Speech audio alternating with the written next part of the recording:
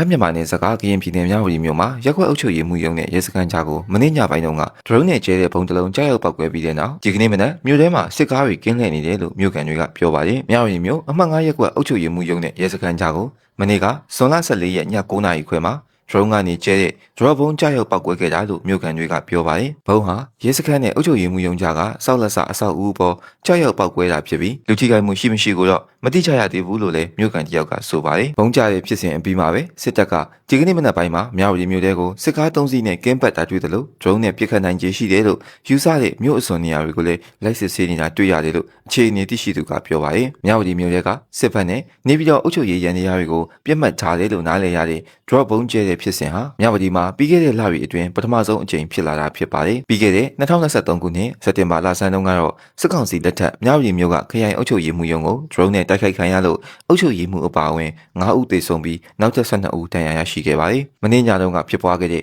ဒရုန်းကြားရောက်ပောက်ကွဲမှုကိုဘယ်သူလှုပ်ဆောင်နေဆိုတာမသိရသေးသလိုဘယ်အဖွဲ့အစည်းကမှလည်းသူတို့လုပ်ရဖြစ်တယ်ဆိုတာသတင်းမထုတ်သေးပါဘူး။မြဝတီမြို့နယ်ဟာထိုင်းမြန်မာနယ်စပ်ကုန်သွယ်ရေးမြို့ဖြစ်ပြီးစစ်တပ်အပြင်နယ်ခြားဆောင်တပ် BGF ကရင်အမျိုးသားလွတ်မြောက်ရေးငြိမ်းချမ်းရေးကောင်စီ KNU KNLA-PC ဒီမိုကရေစီအကျိုးပြုကရင်တပ် DKBA အပါအဝင်လက်နက်ကိုင်အဖွဲ့အစည်းရှိတဲ့နေရာလေးဖြစ်ပါတယ်။